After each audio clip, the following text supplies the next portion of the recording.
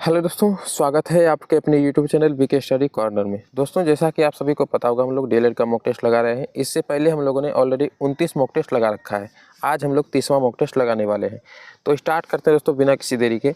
देखिए, सबसे पहला क्वेश्चन आपका दिया गया है, निम्नलिखित में से उस विकल्प का चयन करें जो मुँह फुलाना मुहावरे का अर्थ व्यक्त करता है। तो दोस्तों, बताना इन चारों ऑप्शनों में से वह कौन सा सही है जो मुँह फुलाना मुहावरे का अर्थ व्यक्त कर रहा है।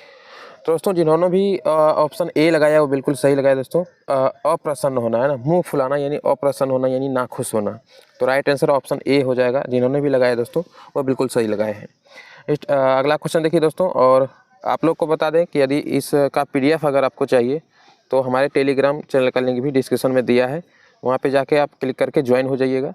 क्लास खत्म होने के बाद अभी आपको वहाँ पे पीडीएफ मिल जाएगा। देखिए दोस्तों, अगला सवाल, दिए गए वाक्य का वह भाग याद करें जिनमें कोई त्रुटि हो। तो बताना है, हमारे प्रदेश का सबसे पुरानी और प्रसिद्ध राष्ट्रीय उद्यान कहाँ है। तो इसमें बताना है कि किस भाग में त्रुटि है।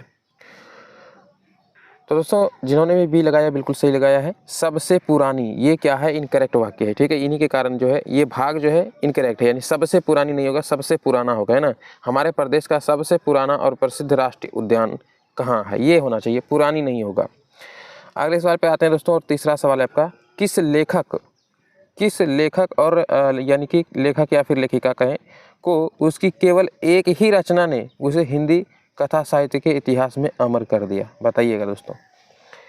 राइट आंसर दोस्तों बी होगा, यानी कि चंद्रशेखर शर्मा गुलेरी जी का, है ना। चंद्रशेखर शर्मा गुलेरी जी एक ऐसे साहित्यकार हैं जिनकी रचना ने एक ही रचना ने उन्हें हिंदी साहित्य के इतिहास में अमर कर दिया था।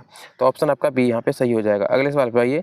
चौथा सवाल है दोस्तों, आजन्म में कौन सा समास है। बताइएगा, आजन्म में समास आपको बताना है। तो दोस्तों, जिन्होंने भी ऑप्शन ए लगाया बिल्कुल सही लगाया है, अव्ययी भाव समास होगा। ठीक है, ऑप्शन ए आपका यहाँ पे करेक्ट होगा। आइए अगले सवाल पे, तुलसीदास में कौन सा समास है। बताइएगा, सॉरी तुलसीकृत है ना, तुलसीकृत में कौन सा समास है। बताइएगा दोस्तों राइट आंसर बी लगाइएगा, तत्पुरुष समास है। ठीक है, तुलसीकृत में तत्पुरुष समास, ऑप्शन बी आपका सही है। आइए अगले सवाल पे, छठा सवाल है आपका, निम्नलिखित में से मेघ का पर्यायवाची इंगित करें। पर्यायवाची बताना है, मेघ शब्द का पर्यायवाची शब्द क्या होगा।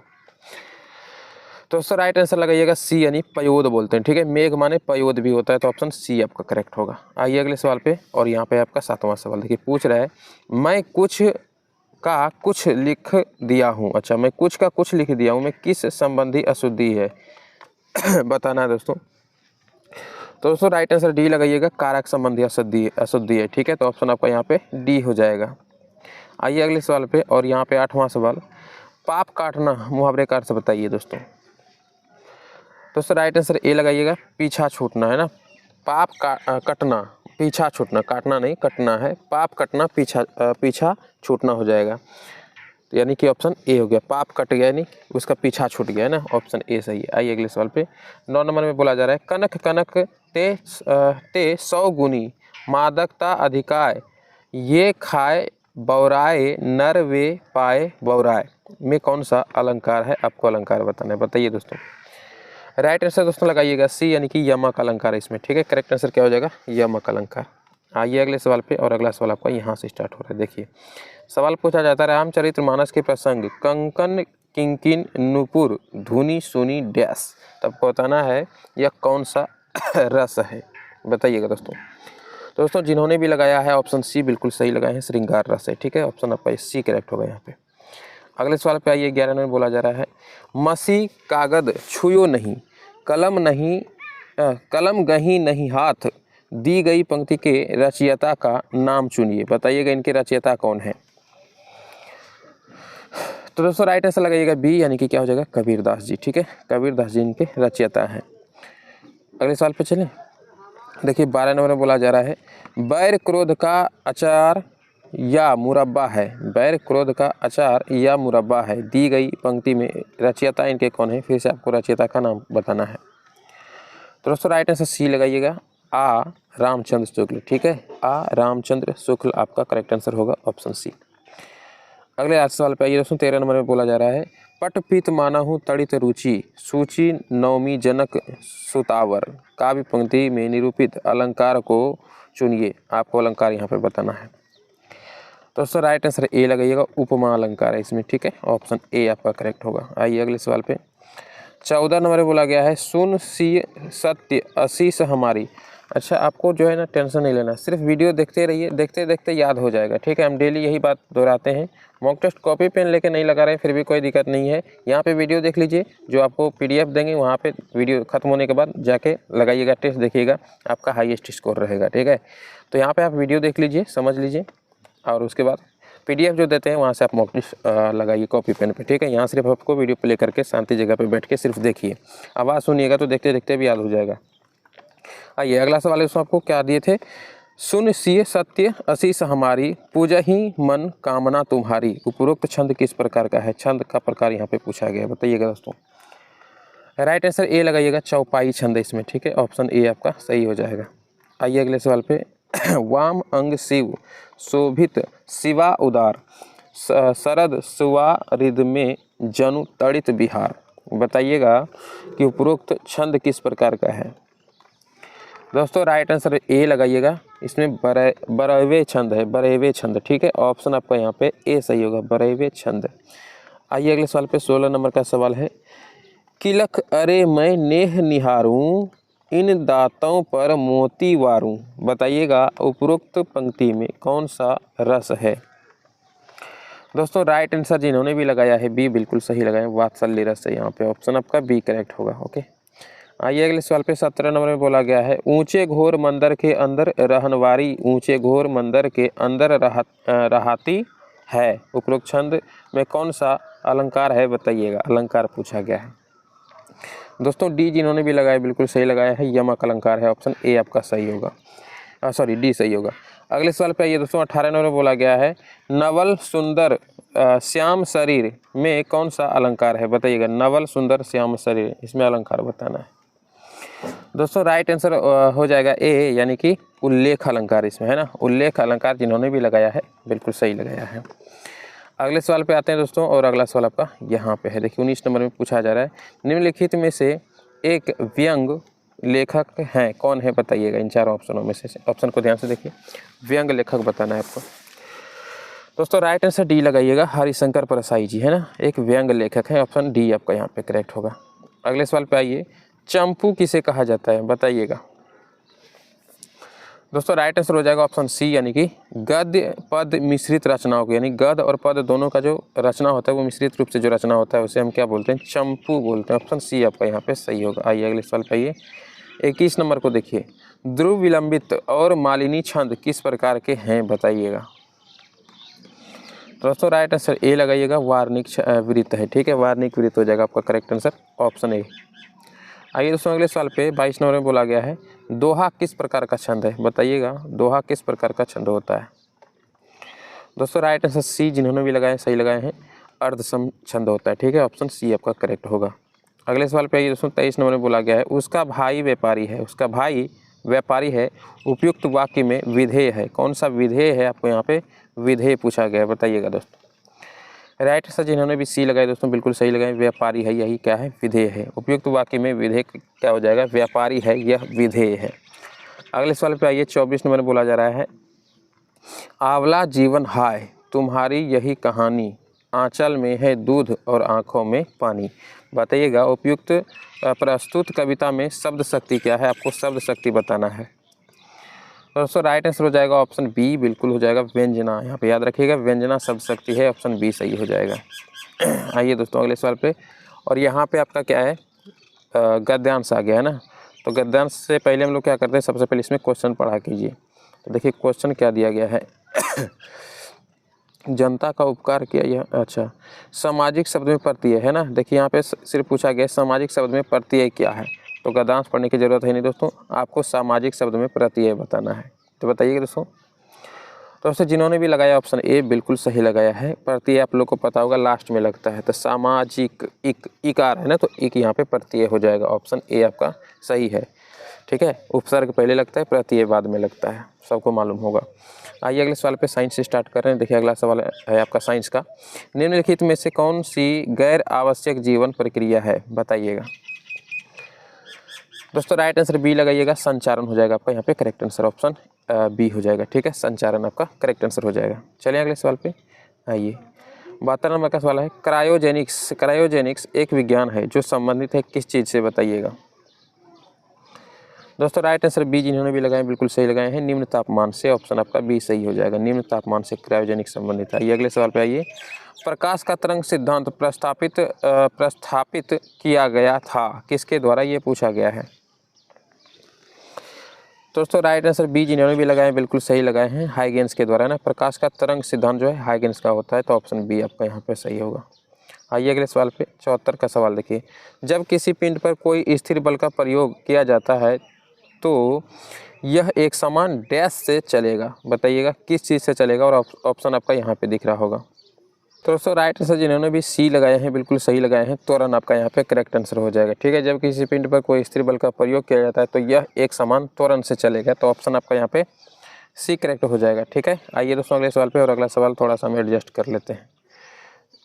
तो देखिए, प्रकाश की गति न्यूनतम होगी जब यह गुजरती है किस चीज़ से होकर, बताइएगा। दोस्तों राइट आंसर सी जिन्होंने भी लगाए हैं बिल्कुल सही लगाए हैं, कांच से होकर आपका यहाँ पे करेक्ट आंसर हो जाएगा। प्रकाश की गति न्यूनतम होगी कांच से होकर गुजरने के बाद। आइए अगले सवाल पे आइए, और यहाँ पे आपका 76 नंबर का बोला गया है, जब 0 डिग्री सेंटीग्रेड और 10 डिग्री सेंटीग्रेड तक जल को गर्म किया जाता है तब जल का आयतन क्या होता है, ये पूछा गया है। 0 से 10 डिग्री सेंटीग्रेड तक अगर जल को गर्म किया जाए तो आयतन क्या होगा। तो दोस्तों राइट आंसर सी लगाइएगा, यानी कि आपका करेक्ट आंसर क्या हो जाएगा, पहले कमता है बाद में बढ़ता है, अगर 0 से 10 डिग्री तक हम उसे गर्म करें तो ऑप्शन सी आपका करेक्ट होगा। अगले सवाल पे आइए दोस्तों, 77 नंबर का सवाल है, किसी दीपक की बत्ती से तेल ऊपर उठता है, सबको दोस्तों इसका जवाब मालूम होना चाहिए।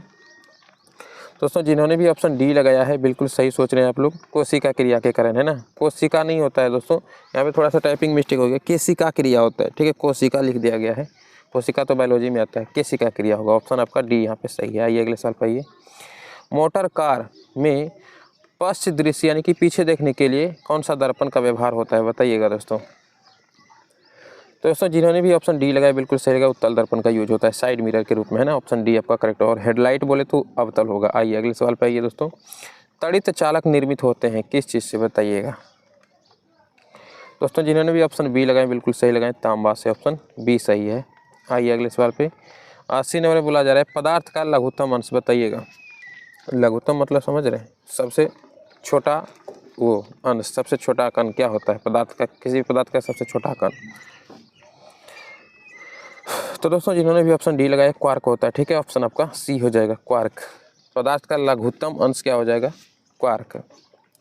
अगले सवाल पे आइए, और यहाँ पे आपका 81 नंबर का बोला गया है, निम्न में से सर्वाधिक पारिस्थितिकी अनुकूलन ईंधन है, बताइएगा दोस्तों। राइट आंसर क्या होगा, पारिस्थितिकी अनुकूलन ईंधन। दोस्तों जिन्होंने भी ऑप्शन सी लगाए बिल्कुल सही लगाए हैं, हाइड्रोजन हो जाएगा, है ना, हाइड्रोजन आपका करेक्ट आंसर हो जाएगा। अगले सवाल पे आइए, 82 में बोला जा रहा है, ऑप्टिकल फाइबर किस सिद्धांत पर कार्य करता है। तो दोस्तों काफ़ी फेमस सवाल है ये, बहुत बार एग्जाम में पूछा गया। तो जिन्होंने भी ऑप्शन सी लगाए हैं बिल्कुल सही लगाए दोस्तों, पूर्णांतिक परावर्तन पर कार्य करता है, ऑप्शन सी आपका करेक्ट होगा। अगले सवाल पे आइए दोस्तों, 83 में बोला जा रहा है EEG। ठीक है, यहाँ पे ध्यान से देखिए, एक ECG होता है, यहाँ पे EEG बोला जा रहा है, का प्रयोग डैश व्याधि के निदान के लिए होता है, बताइएगा। दोस्तों जिन्होंने भी ऑप्शन सी लगाया है, मस्तिष्क, बिल्कुल सही लगाया दोस्तों। मस्तिष्क के जो होता है परीक्षण के लिए EEG का टेस्ट किया जाता है। ठीक है, एक होता है ECG, वो अलग चीज़ है, वो उसका अलग टेस्ट होता है, ये EEG पूछा गया है। ठीक है, आपको यहाँ पे तो बताइएगा, इसका राइट आंसर मस्तिष्क लगाना है। ठीक है, आइए अगले सवाल पे 84 नंबर का बोला जा रहा है, रेडियो सक्रियता का आविष्कार करने वाले वैज्ञानिक कौन थे, बताइएगा। दोस्तों जिन्होंने भी ऑप्शन डी लगाए हैं बिल्कुल सही लगाए हैं, हेनरी बैक्वेरेल होगा। ठीक है, हेनरी बैक्वेरेल, ऑप्शन आपका डी करेक्ट हो जाएगा। कई बार हेनरी देता है सिर्फ, कई बार बैक्वेरेल दे देगा, कई बार दोनों देगा, हेनरी बैक्वेरेल। ठीक है, तो याद रखिएगा इसका पूरा नाम हेनरी बैक्वेरेल, ऑप्शन डी आपका सही है। आइए अगले सवाल पे 85 नंबर का सवाल है दोस्तों, वैद्युतिक इस्त्री में आभरक का प्रयोग होता है क्योंकि यह क्यों यूज होता है, ये पूछा गया है। दोस्तों ऑप्शन 2 यहाँ पे दिख रहा होगा, और अगला ऑप्शन आपको यहाँ पे दिखेगा, तो बताना है दोस्तों राइट आंसर क्या हो जाएगा। दोस्तों जिन्होंने भी ऑप्शन डी लगाए हैं बिल्कुल सही लगाए हैं, ताप तथा विद्युत दोनों का यह कुचालक होता है। ठीक है, इसीलिए उसमें अभ्रक का यूज किया जाता है, तो ऑप्शन आपका यहाँ पे डी करेक्ट हो जाएगा। याद रहेगा दोस्तों, ऑप्शन डी जिन्होंने भी लगाए हैं वह बिल्कुल सही लगाए हैं। चलिए दोस्तों नेक्स्ट सवाल पे आइए, अगला सवाल है आपका 86 नंबर का बोला जा रहा है, किसी ट्यूबलाइट में चौक लगाने का उद्देश्य क्या होता है।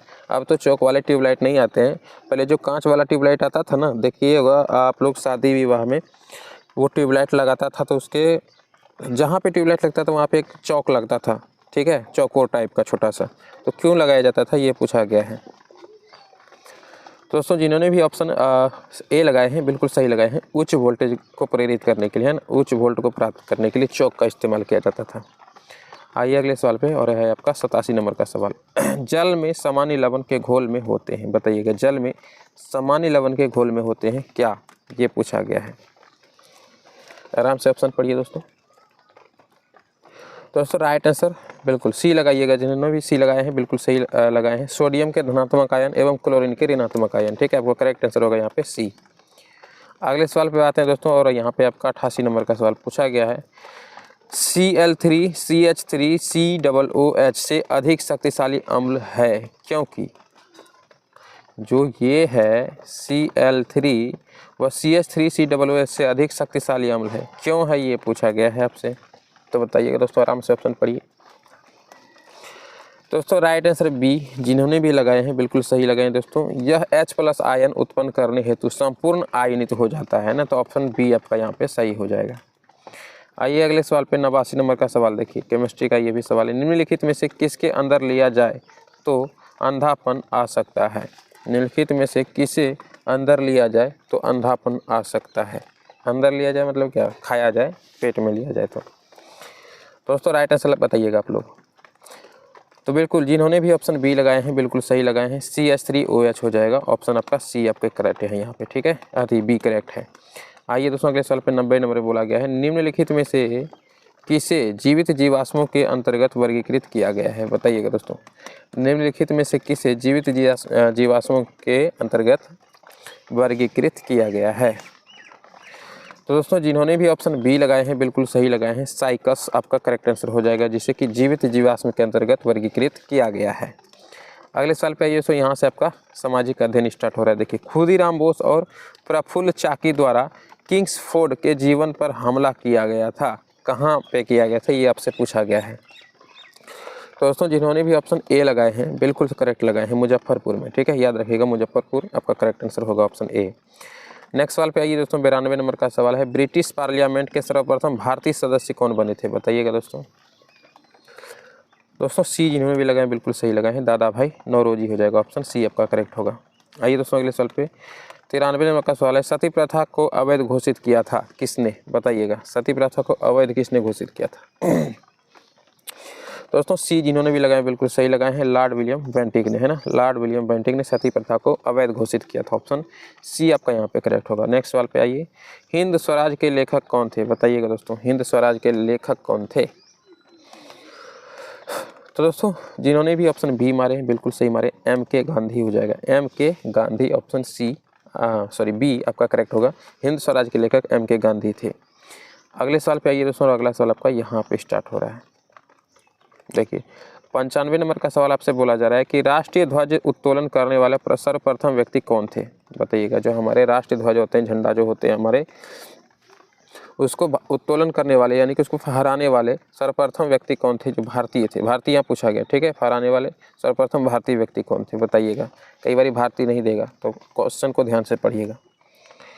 दोस्तों राइट आंसर जिन्होंने भी डी लगा रहे हैं बिल्कुल राइट लगा रहे हैं, यानी कि मैडम कामा हो जाएगा, ठीक है, ऑप्शन डी आपका सही है, मैडम कामा। आइए दोस्तों अगले सवाल पे, और है आपका यहाँ पे 96 नंबर का। भारतीय राष्ट्रीय सेना यानी कि INA के नायकों का विचारण हुआ था, कहाँ पे हुआ था, ये पूछा गया है। तो दोस्तों जिन्होंने भी ऑप्शन बी लगाए हैं बिल्कुल सही लगाए हैं, दिल्ली में, ठीक है, दिल्ली आपका करेक्ट आंसर हो जाएगा, तो ऑप्शन बी सही है। आइए अगले सवाल पे 97 नंबर में बोला गया दोस्तों, लखनऊ समझौता में महत्वपूर्ण भूमिका निभाने वाले कौन थे, बताइएगा। जो लखनऊ समझौता हुआ था उसमें सबसे महत्वपूर्ण भूमिका किसने निभाया था। दोस्तों जिन्होंने भी ऑप्शन डी लगाए हैं बिल्कुल सही लगाए, बाल गंगाधर तिलक हो जाएगा, ऑप्शन डी आपका सही हो जाएगा। आइए अगले सवाल पे 98 में बोला गया है, 1857 में शुरू होने वाला प्रथम भारतीय विश्वविद्यालय था, बताइएगा। 1857 में जो शुरू हुआ था वो प्रथम विश्वविद्यालय शुरू हुआ था, वो कौन था, कहाँ का था, ये पूछा गया है। दोस्तों राइट आंसर जिन्होंने भी बी लगाए बिल्कुल राइट लगाए हैं, कलकत्ता में, है ना, आपका करेक्ट आंसर बी हो जाएगा, कलकत्ता में। नेक्स्ट सवाल पे आइए 99 नंबर का बोला जा रहा है आपसे, इंकलाब जिंदाबाद का नारा सबसे पहले, है ना, किसने दिया था, बताइएगा। तो दोस्तों जिन्होंने भी डी लगाए हैं सही लगाए हैं दोस्तों, भगत सिंह द्वारा। ठीक है, आपका करेक्ट आंसर क्या हो जाएगा? भगत सिंह, ऑप्शन डी हो जाएगा ऑप्शन के अकॉर्डिंग। आइए अगले सवाल पे 100 नंबर का देखिए, दिल्ली चलो का महत्वपूर्ण आह्वान दिया गया था किसके द्वारा? तो बताइएगा दोस्तों। राइट आंसर सी, जिन्होंने भी लगाए बिल्कुल सही लगाए, सुभाष चंद्र बोस, आपका करेक्ट आंसर होगा सी। नेक्स्ट सवाल पे आइए, 101 नंबर इजी सवाल आ रहा है।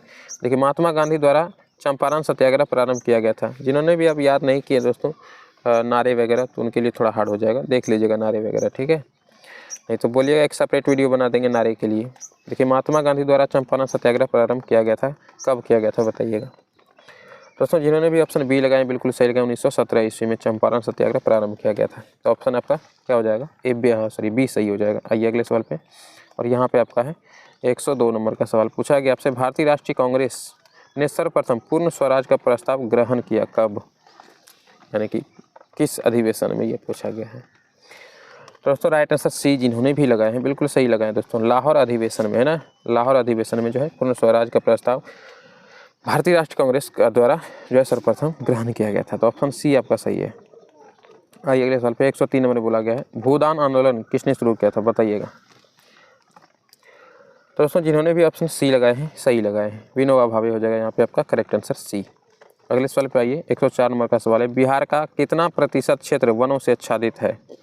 बहुत बार ये सवाल अभी तक 3-4 बार आ चुका है दोस्तों, तो याद कर लीजिएगा इसको, नहीं देखें अभी तक तो आज याद रख लीजिएगा।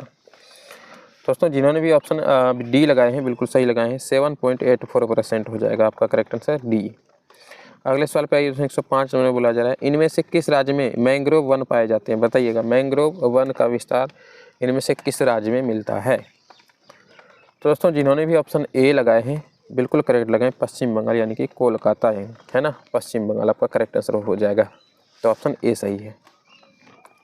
आइए अगले सवाल पे, और यहाँ पे आपका 106 नंबर का सवाल है, भारत के सबसे ऊंची शिखर K2 की ऊंचाई कितनी है? ओ माय गॉड, कल ही दोस्तों ये कल के मॉक टेस्ट में सवाल आया था कि भारत के सेकेंड हाईएस्ट सबसे ऊंची चोटी है ना, सेकेंड हाईएस्ट ऊंची चोटी कौन सी है, सेकेंड हाईएस्ट चोटी भारत की। तो आज आ गया उसका कितना ऊंचाई है उसका, तो कल ही बता दिए थे उसका ऊंचाई आप लोगों को। तो जिन्होंने भी ऑप्शन बी लगाए हैं बिल्कुल सही लगाए। डेली आप लोग दोस्तों मॉक टेस्ट में जुड़िए, इसलिए बोलते हैं। ऑप्शन आपका बी सही होगा, 8611 मीटर आपका करेक्ट आंसर हो जाएगा। तो जिन्होंने भी ऑप्शन बी लगाए हैं बिल्कुल दोस्तों सही लगाए हैं, 8611 मीटर होगा।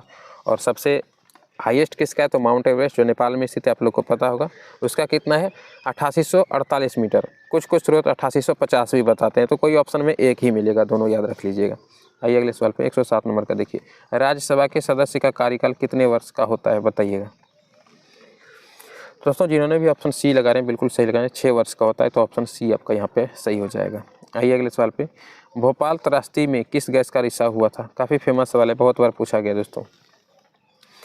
राइट आंसर सी होगा दोस्तों, जिन्होंने भी लगाए बिल्कुल सही लगाए, मिथाइल आइसोसाइनाइड का है ना, मिथाइल आइसोसाइनाइड, ऑप्शन सी सही है। आइए दोस्तों अगले सवाल पे 109 नंबर में पूछा जा रहा है, राष्ट्र संघ ने किस देश को आइलैंड द्वीप समूह से सम्मानित किया ये बताना है आपको।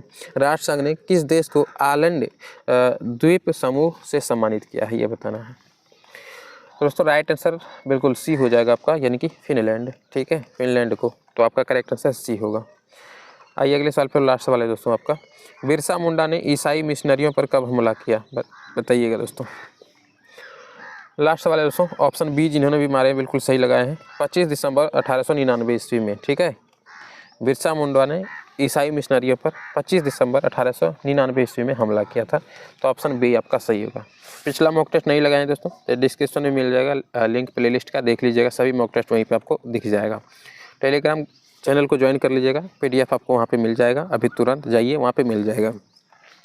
और दोस्तों चैनल पर नहीं तो सब्सक्राइब वगैरह कर लीजिएगा। तो मिलते हैं नेक्स्ट वीडियो में कल के मॉक टेस्ट में, तब तक के लिए जय हिंद।